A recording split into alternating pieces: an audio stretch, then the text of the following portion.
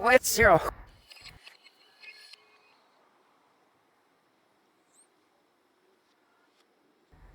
Olá, bem-vindos ao Alomorfe músculo de vosso corpus. Temos trabalho não delicados com vossas línguas. Cada milímetro conta na hora de fazer o seu trabalho finíssimo. Podemos representar essas maravilhas que a língua faz de uma forma padronizada. Hoje falaremos do famoso alfabeto fonético internacional.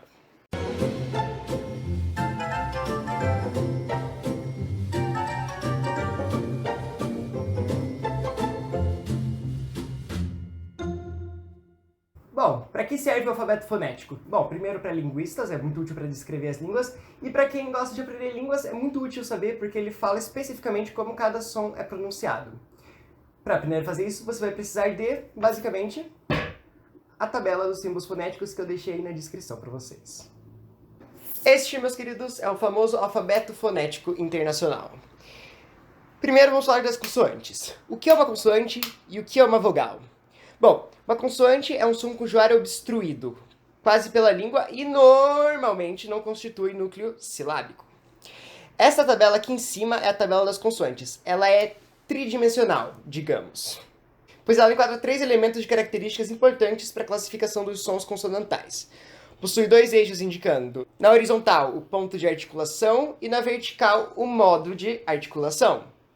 O ponto de articulação é o lugar no aparelho fonador onde acontece o som, e o modo é como o som acontece. O terceiro traço que falta é a sonoridade, isso é, se usamos as pregas vocais ou não para emitir o som. Do lado esquerdo da caixinha, nós temos os sons surdos, desvozeados, e do lado direito, os sons sonoros, vozeados, que são os sons que nós usamos as pregas vocais. Agora, vamos ver esse exemplo. O ponto de articulação aqui é bilabial, ou seja, é feito com os 2 lábios. O modo de articulação é plosivo ou obstruente. Isto significa um som no qual a língua bloqueia o fluxo de ar por um momento. Agora, do lado surdo da caixinha, nós temos P, e do lado direito, sonoro, com as pregas vocais, B. Portanto, dizemos que P é uma plosiva bilabial surda, e B é uma plosiva bilabial sonora. Os outros pontos de articulação da tabela são lábio dental, ou seja, usando o lábio superior e os dentes, como em F e V. Nós temos dental, que usa os dentes. Alveolar, que usa a parte bem atrás dos dentes, quando a gente fala S, ou Z, ou L, ou T, ou D. Todos alveolares. Pós-alveolar, pouco mais para trás na boca. Retroflexo, que a língua faz uma curva para trás. Palatal, que usa o palato duro, ou seja, a parte dura do céu da boca. Velar, que usa o palato mole, aquela parte mais molenga atrás no céu da boca também. Uvular, que usa a região ali perto da úvula. Faringeal, que usa a faringe. E glotal, que usa a região da glote. Ainda nesta tabela, nós temos os outros pontos de articulação. Nasal, parte do ar sai pelo nariz. Vibrante, sons como ra, que a língua vibra. Tep, ou flap, que a língua só dá um tuk em cima, como em ra. Fricativa, que a língua encosta num ponto de articulação, mas deixa um pouco de ar passar, gerando fava, fava, fada, saza, shaja e todos esses outros aí na tabela. Lateral fricativa, um som como o anterior, porém que deixa o ar passar pelos lados, como em hla. Aproximante, sons que chegam perto do céu da boca, mas são sons que são meio vogais, mais ou menos. E lateral aproximante, sons que fazem o ar passar pelos lados da língua, como um L ou lha. Notai que há espaços cinzas na tabela. Estes são sons considerados impossíveis de serem articulados. como por exemplo bilabial lateral. Impossível, porque um som lateral se faz com a língua, não com os lábios, e etc. E os espaços em branco são todos possíveis, eles só não têm língua alguma, ou eles não são espaços, digamos assim, úteis. Esses outros são símbolos que, por razão de como eles são feitos e etc., ficaram de fora da tabela. Por exemplo, o som wa, de wa, we, wi, wa, u, a semivogal, que nós já falamos. É um som aproximante, lábio-velar sonoro. Lábio-velar, que usa os lábios para fazer o wa, mas que ao mesmo tempo a língua está perto da região do g e do k. Como tem 2 pontos de articulação, esse som fica de fora da tabela.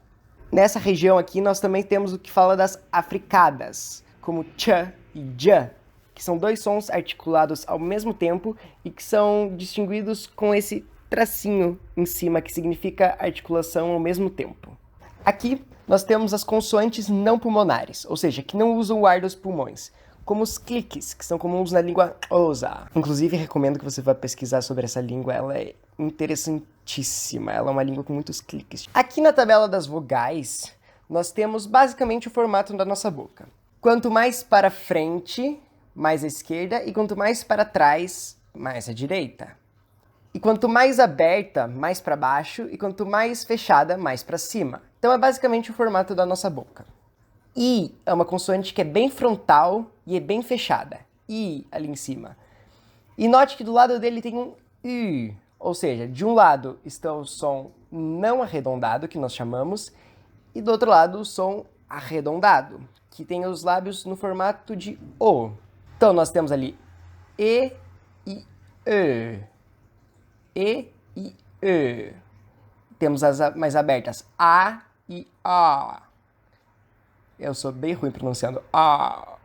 Fica zoado. Depois nós temos os diacríticos, que são símbolos que a gente coloca ao redor do símbolo principal para especificar mais o som. Mas isso são articulações mais complicadas que eu vou falar em vídeos posteriores. Ali do lado em suprassegmentais temos a barrinha de cima, que é a tonicidade primária, a barrinha embaixo, que é a secundária. Quando formos falar do português, eu vou explicar melhor esses termos. Aquele ali de baixo é o som longo, então uma vogal longa e meio longa e extra curta. Basicamente uma semivogal. Temos ali também as quebras de sílaba e a absência de uma quebra, uma parte ligada. E existem línguas que são as línguas tonais, que as vogais podem apresentar vários tons, como no mandarim, que pode ser ma, ou ma, ou ma. Depende do som. Então aqui, esses símbolos são os que nós usamos para expressar tonicidade. Agora, qual é a diferença de escrever uma transcrição dessas com... Ai, meu Deus, como é que é o nome? Não, colchete mesmo. Colchete com quadrado, né? É. Tá. Qual a diferença de escrever com colchetes ou de escrever com barras? Bom, os colchetes são para as fones e as barras são para fonemas. E qual é a diferença entre os dois? Bom, isso é tema para outro vídeo. Por hora, compartilhe esse vídeo, siga-nos nas redes sociais, curte também esse vídeo, comenta qualquer dúvida, qualquer crítica, qualquer coisa e salve!